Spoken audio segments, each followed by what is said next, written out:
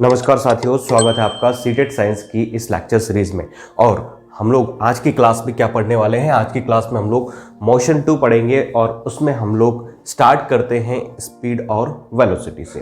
Speed क्या होती है, वेलोसिटी क्या होती है, उसको समझेंगे। देन हम लोग एक्सेलरेशन समझेंगे, कुछ प्रीवियस ईयर प्रॉब्लम्स जो हैं उनको सॉल्व करेंगे। तो देखिए, सबसे पहले हम बात करते हैं स्पीड की कि स्पीड क्या होती है। स्पीड को हिंदी में हम लोग चाल भी कहते हैं। स्पीड क्या होता है? Rate of change of distance, यानी कि दूरी में परिवर्तन की जो दर है उसको हम लोग चाल कहते हैं। और इसकी डेफिनेशन क्या लिखी हुई हमने? Change in distance divided by time. मतलब ये है कि कोई आदमी अगर एक जगह से दूसरी जगह पर जाता है समय के साथ में, तो अपनी दूरी में क्या करता है? परिवर्तन करता है। तो दूरी में परिवर्तन कितना हुआ? मान लीजिए x हुआ है, ठीक है, और उसको इस दूरी में परिवर्तन करने में t टाइम लगा है। तो चेंज इन डिस्टेंस यानी कि x डिवाइडेड बाय t, ये जो रेशियो है आपका, यानी कि change in distance divided by time का जो रेशियो है वो क्या कहलाता है? उसी तरह से अगर वेलोसिटी की बात करते हैं तो वेलोसिटी जो है वो विस्थापन से संबंधित है। चाल जो है आपकी वो जो है दूरी से संबंधित है, जबकि वेलोसिटी या वेग जो है आपका विस्थापन से संबंधित है। दोनों की डेफिनेशन एक जैसी है, बस डिस्टेंस की जगह यहां पर आपका क्या आ जाता है? डिस्प्लेसमेंट। और डिस्प्लेसमेंट को हम लोग क्या कहते हैं? विस्थापन कहते हैं। तो वेलोसिटी की अगर बात की जाए तो rate of change of displacement यानी कि विस्थापन में परिवर्तन की दर को हम लोग क्या कहते हैं? वेग कहते हैं। अच्छा, दोनों के मात्रकों की अगर बात की जाए तो इसका मात्रक भी मीटर पर सेकंड होता है और इसका मात्रक भी मीटर पर सेकंड होता है। एक बात और हमको पता है कि दूरी जो है वो आपकी एक स्केलर क्वांटिटी यानी कि अदिश राशि होती है और समय जो है वो हमेशा अदिश होता है। इस वजह से जो आपकी स्पीड है यानी कि चाल है वो भी क्या होती है? एक अदिश राशि होती है, यानी कि ये दिशा पर निर्भर नहीं करती। सेम केस में अगर हम लोग यहां पर वेलोसिटी की बात करते हैं तो वेलोसिटी जो है वो डिपेंड करता है डिस्प्लेसमेंट पर यानी कि विस्थापन पर, और विस्थापन जो है वो दिशा पर निर्भर करता है। इस वजह से ये आपकी एक सदिश राशि होती है और इंग्लिश में इसको हम लोग वेक्टर क्वांटिटी भी कहते हैं। अगला हम लोग देखते हैं औसत चाल। औसत चाल या एवरेज स्पीड जो है वो क्या होती है? अगर कोई ऑब्जेक्ट आपका मूव कर रहा है, ट्रेवल कर रहा है किसी स्पेसिफिक गिवन टाइम इंटरवल के लिए, तो उस टोटल टाइम इंटरवल में उसने कितनी डिस्टेंस को ट्रेवल किया है, कुल मिला के जो दिया गया समय है, उस दिए गए समय में वो ऑब्जेक्ट जो है कितनी दूरी तक चला है, तो उस चली गई दूरी और उस कुल समय का जो अनुपात है यानी कि जो रेशियो है वही क्या कहलाता है? आपका एवरेज स्पीड कहलाता है। यानी कि इसके लिए हम लोग कह सकते हैं कि एवरेज स्पीड क्या होगा? ये होगा total distance divided by total time taken. Similarly औसत वेग भी आपका इसी तरह से होता है। औसत वेग के लिए क्या करें कि अगर हमने कोई गिवन टाइम इंटरवल ले लिया, मान लीजिए एक समय ले लिया हमने यहां से यहां तक का, उस समय में कोई ऑब्जेक्ट जो है मूव कर रहा है, तो उसका टोटल डिस्प्लेसमेंट कितना है? देखिए, डिस्प्लेसमेंट अलग होता है और डिस्टेंस अलग होती है। तो यहां पर उसका टोटल डिस्प्लेसमेंट और टोटल टाइम का जो रेशियो है आपका, कुल विस्थापन और कुल समय का जो आपका अनुपात है, वही अनुपात क्या कहलाता है? औसत वेग कहलाता है, एवरेज वेलोसिटी कहलाता है। उसके बाद बात हम लोग करें तात्क्षणिक चाल की। तात्क्षणिक चाल क्या होती है? कोई ऑब्जेक्ट अगर मूव कर रहा है तो पूरे टाइम इंटरवल के लिए जो हम लोग डिफाइन करते हैं वो होती है औसत चाल, ठीक है। जैसे मान लीजिए आप लोग दिल्ली से मुंबई गए, तो जरूरी नहीं है कि आपकी जो स्पीड है वो हर जगह पर सेम रहे, हर जगह आपकी स्पीड अलग अलग होगी। लेकिन दिल्ली से मुंबई जाने में मान लीजिए आपने 10 घंटे लिए, ठीक है ना, और दिल्ली से मुंबई मान लीजिए 1000 किलोमीटर पड़ता है, ठीक है ना, तो आपकी जो स्पीड हो जाएगी वो कितनी हो जाएगी? 100 kmph। वो कौन सी स्पीड होगी? वो एवरेज स्पीड होगी। लेकिन जरूरी है कि आपकी स्पीड हर समय हर टाइम पर 100 kmph रही हो, ये जरूरी नहीं है। कभी आपकी स्पीड 100 से ज्यादा भी हुई होगी, कभी स्पीड आपकी 100 से कम भी होगी। तो किसी एक स्पेसिफिक इंस्टेंट की यानी कि किसी एक स्पेसिफिक क्षण की अगर बात की जाए तो उस समय जो चाल होती है उसको कहा जाता है तात्क्षणिक चाल या इंस्टेंटेनियस स्पीड, और उसको निकाला जाता है डिफरेंशिएशन से, अवकलन से उसको निकाला जाता है। तात्क्षणिक चाल क्या होती है अपनी? dx डिवाइडेड बाय dt, यानी कि उस स्पेसिफिक क्षण पर जो दूरी है उसमें परिवर्तन किस तरह से हो रहा है समय के साथ साथ, ठीक है, तो उनका जो रेशियो है वही क्या कहलाता है? आपका इंस्टेंटेनियस स्पीड कहलाता है या फिर तात्क्षणिक चाल कहलाता है। और इसी तरह से आपकी इंस्टेंटेनियस वेलोसिटी यानी कि तात्क्षणिक वेग भी होता है। उसके लिए अगर बात की जाए तो तात्क्षणिक वेग क्या होगा आपका? किसी विशेष क्षण पर किसी भी ऑब्जेक्ट की जो वेलोसिटी रहती है, वेग रहता है, उसी को हम लोग क्या कहते हैं? तात्क्षणिक वेग कहते हैं। तो उम्मीद करता हूं ये सारी चीजें आप लोगों की क्लियर हो गई होगी। अब देखिए चाल और वेलोसिटी में हमको फर्क यहां पर पता चल चुका है। अब हम लोग आगे बढ़ते हैं, कुछ पॉइंट्स और क्लियर करते हैं। देखिए कई बार जो है चाल जो है उससे रिलेटेड क्वेश्चंस हम लोगों को पूछे जाते हैं, वो मैथ्स में भी पूछे जाते हैं और साइंस में भी पूछे जाते हैं, और उनके कन्वर्जन से रिलेटेड एक फैक्टर जो है आपको हमेशा याद होना चाहिए। जैसे चाल की अगर हम लोग बात करते हैं, स्पीड की अगर बात करते हैं, तो उसकी जो यूनिट है, इकाई जो है उसकी, वो क्या होती है, मीटर पर सेकेंड। ठीक है, उसको हम लोग किलोमीटर पर आवर से भी लिखते हैं। ठीक है, उसको हम लोग किलोमीटर पर आवर से भी लिखते हैं। तो अगर हम लोग इन दोनों का रिलेशन निकालना जाए, 1 किलोमीटर प्रति घंटा, 1 किलोमीटर पर आवर, तो क्या होगा, 1 किलोमीटर में आपके 1000 मीटर होते हैं, और 1 घंटे में अपने 60 मिनट्स होते हैं, और 60 ही क्या होते हैं, सेकेंड होते हैं। तो यहां पर अगर हम लोग देखें तो 1000 divided by 3600 metre per second होगा, किसके बराबर, 1 किलोमीटर पर आवर के इक्वल। तो यहां से 0 से 0, 0 से 0 कैंसिल, कितना होगा, 5 डिवाइडेड बाय 18। तो 1 किलोमीटर पर आवर जो है आपका किसके इक्वल रहेगा, 5/18 मीटर पर सेकेंड के इक्वल। कितना रहेगा, 5/18 मीटर पर सेकेंड के इक्वल रहेगा। अब आप लोगों से कन्वर्जन पूछ लिया जाए कि चलिए बताइए 18 किलोमीटर पर आवर जो है उसको मीटर पर सेकेंड में कन्वर्ट कीजिए, तो डायरेक्टली क्या होगा, 18 kilometre per hour 18 into 5 divided by 18 metre per second, यानी कि 5 मीटर पर सेकेंड। यही जो स्पीड होगी आपकी कितनी होगी, मीटर पर सेकेंड में अगर आप लोग निकालेंगे तो कितनी हो जाएगी, 5 मीटर पर सेकेंड। ये आप लोगों को याद होना चाहिए, ये कन्वर्जन आपको मुंह जबानी याद रहना चाहिए, क्योंकि कई बार इससे क्वेश्चंस डायरेक्टली पूछे जाते हैं। नहीं भी आता है तो आप एग्जाम में जैसे पेपर सॉल्व करने के लिए जाते हैं, साइड में पहले से याद करके या इसको कैलकुलेट करके साइड में लिख लीजिए, ताकि जब भी इसकी एप्लीकेशन आए आप लोग उसको डायरेक्टली यूज कर सके। तो चलिए हम लोग एक क्वेश्चन सॉल्व कर लेते हैं। यहां पर क्वेश्चन क्या है कि एक व्यक्ति अपने घर से दुकान जो कि 10 किलोमीटर दूर है पर 2 घंटे में जाता है तथा वापस 4 घंटे में आता है। मतलब जाने के लिए वो 2 घंटे लेता है, लेकिन वापस आने में कितने लेता है, 4 घंटे लेता है। तो इस पूरी यात्रा के दौरान औसत चाल एवं औसत वेग ज्ञात कीजिए। ठीक है, ये भी आपका क्या है, औसत है। तो इस पूरी यात्रा के दौरान आपको क्या करना है, औसत चाल निकालनी है और औसत वेग निकालना है। बात करें कि मान ली जाए ये आदमी का घर है और यहां पर उसकी शॉप है, तो पहले वो यहां पर जाएगा, तो जाने के लिए वो कितना घंटा लेगा, 2 घंटे, और आने के लिए वो कितना घंटा लेगा आपके पास में, 4 घंटे। ठीक है, ये जो डिस्टेंस है यहां से यहां तक की, वो कितनी है आपके पास में, 10 किलोमीटर। वो कितनी है, 10 किलोमीटर। तो वो यहां से गया 10 किलोमीटर और वापस 10 किलोमीटर आया। तो कुल दूरी जो उसने तय करी, अगर हम लोग बात करते हैं इसके सॉल्यूशन की, तो हमें पता है कि एवरेज स्पीड जो होती है वो क्या होती है, वो होती है कुल तय की गई दूरी बटे कुल समय। तो भैया कुल तय की गई दूरी कितनी है आपके पास में, 10 किलोमीटर गया और 10 किलोमीटर वापस आया, यानी कि 10 + 10। और कुल समय की बात करें तो 2 घंटे यहां से यहां तक जाने में लगे उसको, और 4 घंटे यहां से यहां तक आने में लगे, यानी कि 2 + 4। तो उसकी औसत चाल अगर ज्ञात की जाए तो कितनी हो जाएगी, 20 divided by 6 kilometre per our. 20 divided by 6 kilometre per our, इसको कैलकुलेट करेंगे तो ये हो जाएगी 10 डिवाइडेड बाय 3 किलोमीटर प्रति घंटा। तो ये तो हो गई हमारे पास में क्या, उसकी एवरेज स्पीड। अब अगर आप लोगों से पूछ लिया जाए कि उसकी औसत वेलोसिटी, यानी कि एवरेज वेलोसिटी जो है वो क्या होगी, तो वी एवरेज कैसे निकालेंगे, वी एवरेज का फॉर्मूला भी यही है, कुल विस्थापन डिवाइडेड बाय कुल समय। चलिए तो ये कैसे निकाले कुल विस्थापन, आदमी यहां पर था शुरुआत में, यहां से यहां गया और वापस यहीं पर आ गया, तो इनिशियल पॉइंट भी यही है आपका और फाइनल पॉइंट भी यही है। मतलब जहां से गया था वापस वहीं पर आ गया, तो उसका कुल विस्थापन कितना होगा, कुल विस्थापन होगा प्लस का 10, यहां से यहां तक गया और वापस जब आया तो विस्थापन क्या हो गया, माइनस का 10। जब गया तो प्लस का 10 हुआ, लेकिन जब वापस आया तो माइनस का 10 हुआ। या फिर आप लोग ये कह सकते हैं कि जो आपका प्रारंभिक बिंदु है और अंतिम बिंदु दोनों ही समान है, तो कुल विस्थापन क्या हो जाएगा आपका, 0 हो जाएगा।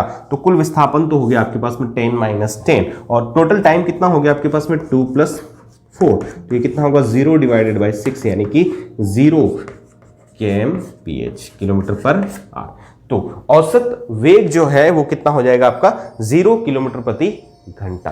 तो इस तरह से हम लोग औसत चाल निकाल सकते हैं और औसत वेग भी निकाल सकते हैं।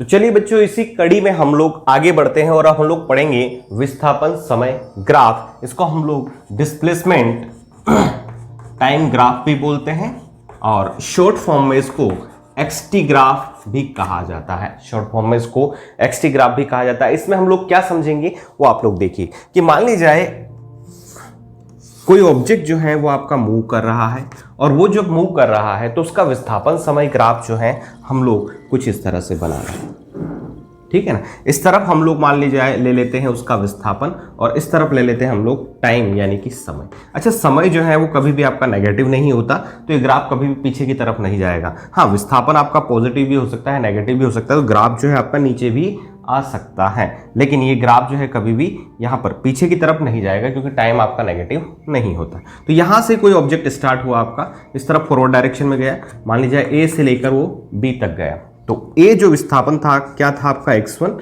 और बी पर जो आपका विस्थापन है दैट इज x2। जब शुरुआत करी थी तो टाइम था उसका t1 और जब वो बी पर पहुंचा तो उसको टाइम हो गया t2।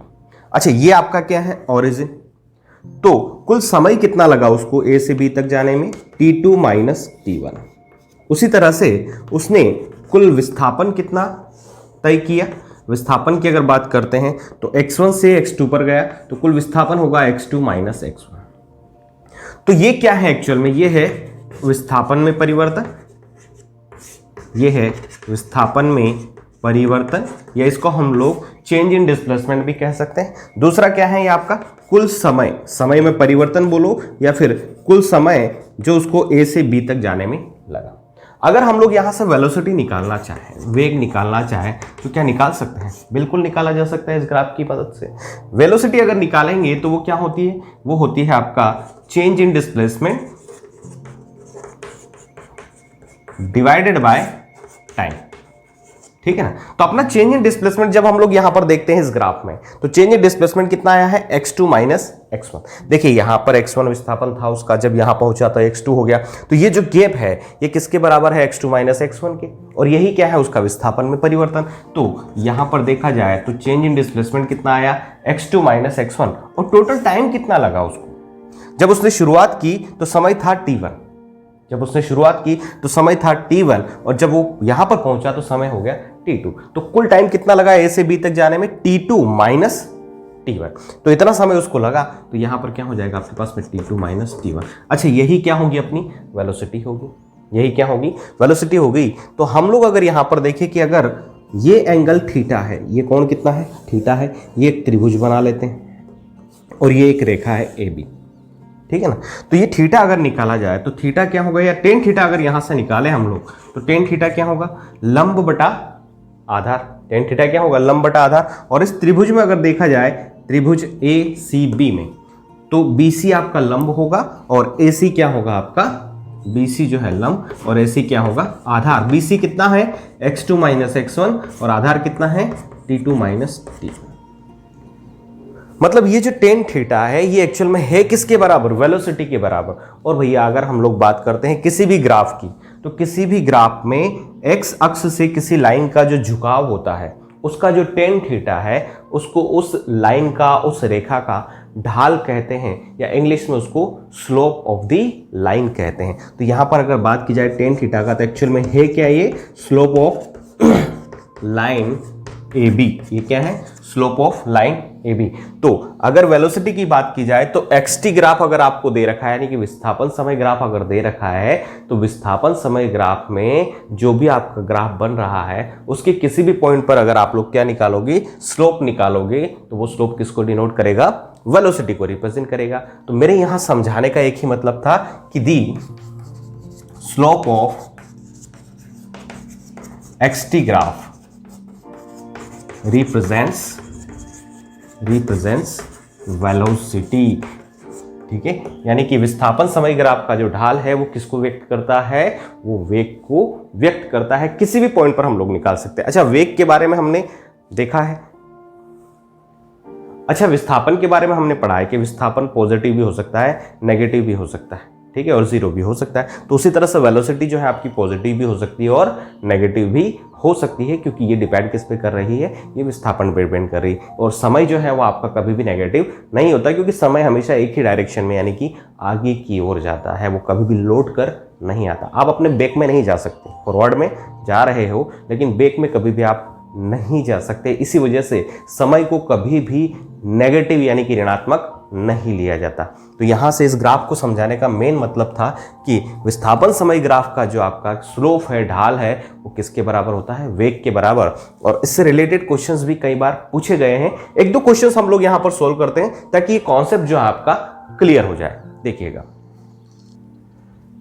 तो देखिए हम लोग यहां पर कुछ क्वेश्चन सोल्व करते हैं। मान लीजिए हमें कुछ ऑब्जेक्ट्स के विस्थापन समय ग्राफ दिए हुए हैं। एक्स टी ग्राफ एक का दिया हुआ है, दूसरे का एक्स टी ग्राफ ये दिया हुआ है। आपसे पूछा गया कि चलिए इन ऑब्जेक्ट्स की वेलोसिटी जो है वो बताइए, और हमें पता है कि वेलोसिटी यानी कि वेग जो है वो विस्थापन समय ग्राफ के ढाल के बराबर होता है। तो यहाँ पर देखते हैं हम लोग, तो ये आपका क्या है, ये एक्स टी ग्राफ है आपका, और इस रेखा को, इस लाइन को जब हम लोग देखते हैं तो ये आपका समय अक्ष के साथ में 30 डिग्री का कोण बनाती है।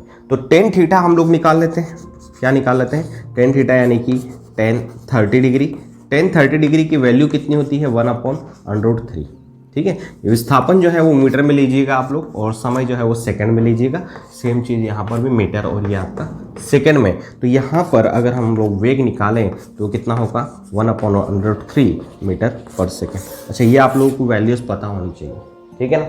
अब इसमें अगर देखें इस क्वेश्चन में, तो यहाँ पर क्या होगा, यहाँ पर 1060 डिग्री हो जाएगा आपके पास में स्लोप, ढाल जो है, और वो कितना होगा 1060 डिग्री की वैल्यू √3, और ये हो जाएगा आपके पास में वेलोसिटी कितना, वेलोसिटी हो जाएगी √3 मीटर पर सेकेंड।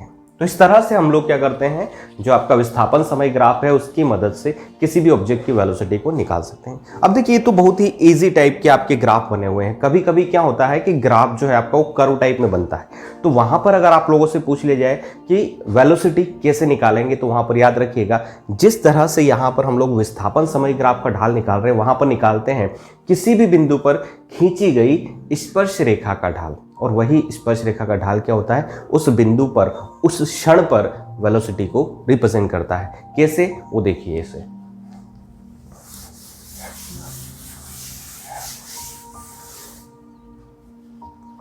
मान लीजिए अगला आपका जो वीटी ग्राफ है, ठीक है ना, वो कुछ इस तरह से है। ये आपका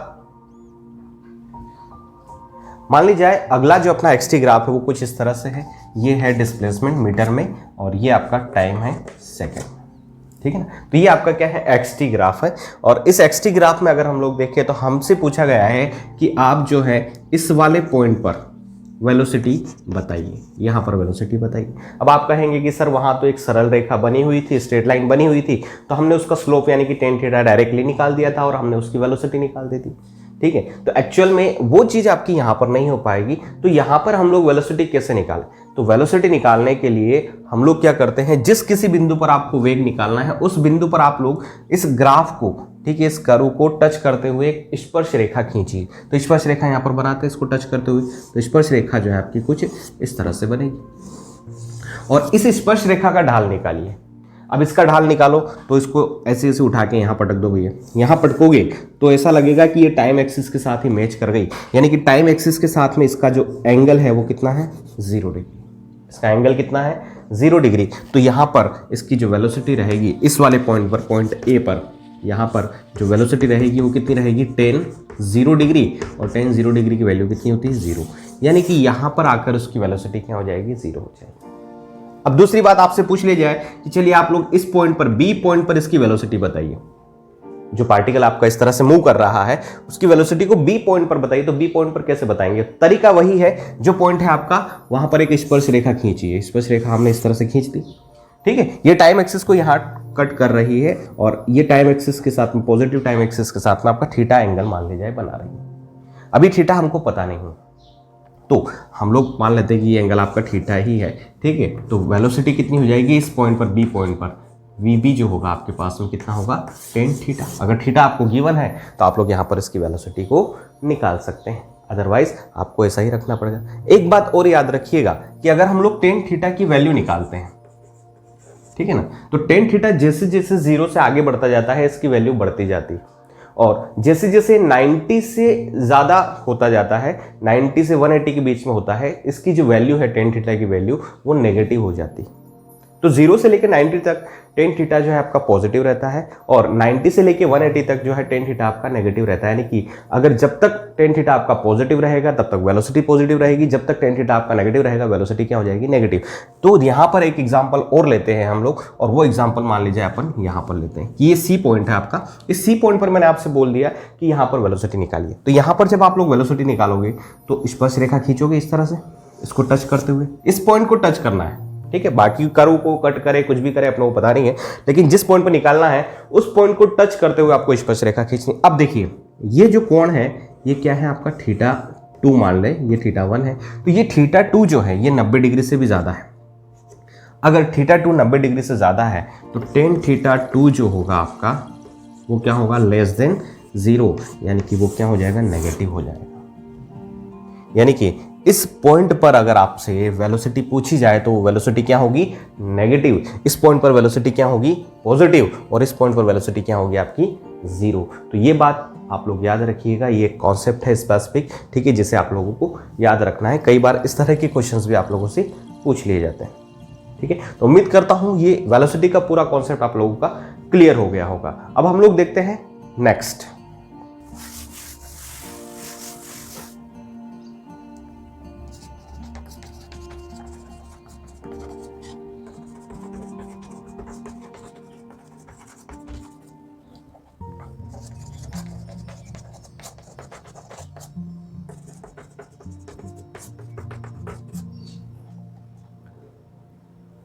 अब हम लोग चाल के कॉन्सेप्ट पर बेसिस मोशन के टाइप्स देख लेते हैं, गति के प्रकार देख लेते हैं। तो चाल के कॉन्सेप्ट पर बेस अगर हम लोग देखें तो जो आपकी मोशन होती है वो 2 तरह की होती है। एक होती है यूनिफॉर्म मोशन और एक होती है नॉन यूनिफॉर्म मोशन। इसको हम लोग एक समान गति कहते हैं और इसको असमान गति भी कहा जाता है। अब देखिए इनका मतलब क्या है। अगर कोई ऑब्जेक्ट है, मान ली जाए एक ऑब्जेक्ट जो है पोजीशन ए से पोजीशन बी तक जाता है। अब जब वो यहां से ए से बी तक जाता है तो यहां पर जब पहुंचेगा तो उसकी स्पीड जो है 10 किलोमीटर पर आवर है, ठीक है ना। यहां पहुंचा तो भी स्पीड 10 किलोमीटर पर आवर है, यहां पहुंचा तो भी स्पीड 10 किलोमीटर पर आवर है। मतलब इस ए से बी के बीच में जहां जहां पर भी है वो उसकी स्पीड एक जैसी है। स्पीड एक जैसी है मतलब स्पीड में कोई चेंज नहीं किया। उसने गाड़ी स्टार्ट करी, ठीक है, स्टार्ट करने के बाद में उसकी स्पीड उसने मेंटेन कर ली कि मेरी स्पीड जो है मैं 10 किलोमीटर प्रति घंटे की स्पीड से ही चलूंगा, कहीं पर न कम करूंगा न ज़्यादा करूंगा, चाहे आगे ऑब्स्टेकल आए चाहे कुछ भी आए। तो इस तरह की जो गति होती है वो गति क्या कहलाती है, यूनिफॉर्म मोशन कहलाती है या फिर एक समान गति कहलाती है। इसकी परिभाषा या इसकी डेफिनेशन कैसे देंगे, देखिए अगर कोई ऑब्जेक्ट एक समान चाल से चल रहा है, देखिए अगर कोई ऑब्जेक्ट आपका एक समान चाल से चल रहा है तो अगर हम लोग बात करते हैं कि वो 10 किलोमीटर प्रति घंटे की स्पीड से जा रहा है तो शुरुआत के 1 घंटे की अगर हम लोग बात करें तो 10 किलोमीटर की डिस्टेंस ट्रेवल करेगा। अगले 1 घंटे की बात करें तो भी 10 किलोमीटर डिस्टेंस ट्रेवल करेगा। उससे अगले 1 घंटे की बात करें तो भी 10 किलोमीटर ट्रेवल करेगा। पहले शुरुआत के आधे घंटे की बात करें तो 5 किलोमीटर ट्रेवल करेगा। लास्ट के आधे घंटे की बात करें तो भी 5 किलोमीटर ही ट्रेवल करेगा।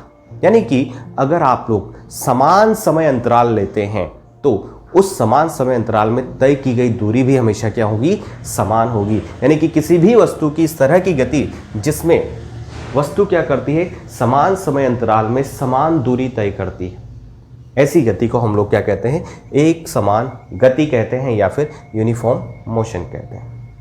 अब बात करते हैं नॉन यूनिफॉर्म मोशन की।